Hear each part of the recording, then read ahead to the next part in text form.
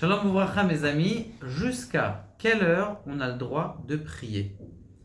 Alors, la question qui se pose, elle est pour différents moments de la tfila, différentes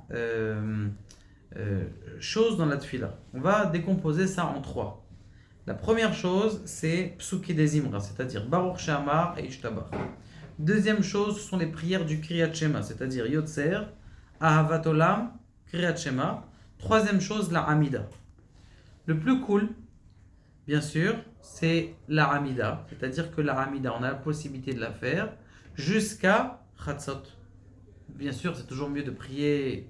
Je parle maintenant pour les retardataires, ceux qui veulent faire au bien et dormir le plus tard possible. La Hamida, on peut la faire si quelqu'un il a tout raté, il peut faire jusqu'à Chatzot. Ok, ça c'est la Hamida. Maintenant, on a un problème avec le Kriyat Shema. Le Kriyat Shema, on doit le faire jusqu'à la 4e heure. Jusqu'à le tiers de la journée. Maintenant, qu'est-ce que ça veut dire la 4e heure? Comme vous le savez, nous avons deux horaires.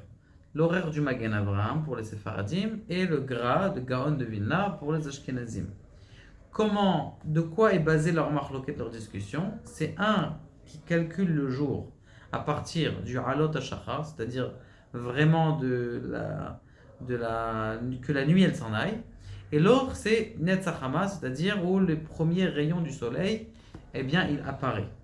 Donc le Gaon de Vilna, il est plus tard que le Magen Avraham. Dans les Khatrila, un séfarade, doit faire l'heure du Kriyat Shema jusqu'au Magen Avraham et pas jusqu'au Gra. Donc c'est la raison pour laquelle, eh bien, il doit faire le Kriyat Shema, lire le Kriyat Shema, plutôt que le Magen Avraham avec ses berachot. Maintenant, il y a les psuké des Imra, les brachot du psuké des Imra, a priori, on peut les faire. On a du temps pour les faire. Mais maintenant, les brachot, la bénédiction du Kriyat Shema. Puisque le Kriyat Shema, il a une horaire. C'est-à-dire que j'ai le droit de faire le Kriyat Shema. Je peux faire le Kriyat Shema a priori.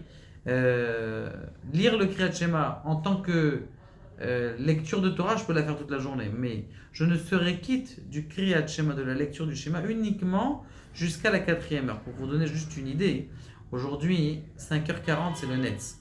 Donc si vous calculez 4 heures Zmaniot après le Netz, ça vous donne 10h19. C'est-à-dire que j'ai le droit de faire les brachot du Kriyat Shema, les bénédictions du Kriyat Shema, jusqu'à 10h19. Après 10h19, les brachot, la majorité des postes pensent que les brachot que vous avez fait, elles sont des brachot levatala.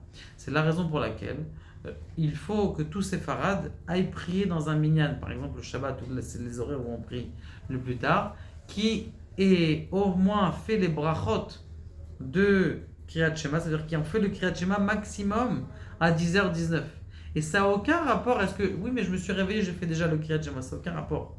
Le Kriyat Shema, dans tous les cas, tu dois le faire avant Magen Avraham. Tu te réveilles, même si tu dis pendant 1 heure, 2 heures, il n'y a pas de problème. Mais si tu vas dans un minyan qui commence à 10h, et que ce minyan qui commence à 10h, tu fais des brachot à 10h20, et que tu as déjà passé les brachot, c'est la majorité des poskim, ils pensent que ce sont des brachot qui sont en vain. Donc si vous voyez que vous avez un minyan comme ça, si vous êtes réveillé à 10h, faites vite les brachot, faites votre kriya afilou beyachid. Si quelqu'un il s'est réveillé, qu'il fasse la tfila beyachid avec les brachot, et qu'après il fera le Kriyat Shema. Par contre, la Hamida, en effet, quelqu'un il a la possibilité de faire plus tard la Hamida. Il peut faire la Hamida jusqu'à Chatzot, il n'a pas perdu. Mais en tout cas, les bénédictions, Yotzer Orvoy Rocher, Shalom Voret Akol, ça on ne peut les faire que jusqu'à 10h. C'est ça ce qui est marqué dans le Kalji par exemple. C'est marqué là-bas, sauf Zman Kriya Tfila, la fin du temps de la Tefila. De quoi on parle? On ne parle pas de la Hamida. On parle des bénédictions du Kriyat Shema.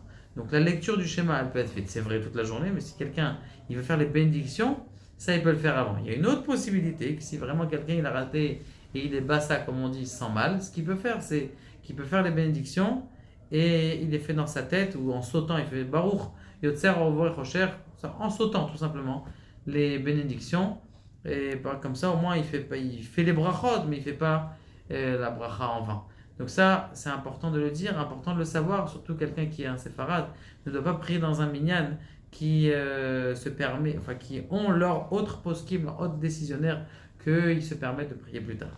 Que Dieu vous bénisse à tous et qu'on puisse réveiller tôt, comme disent nos grands-mères.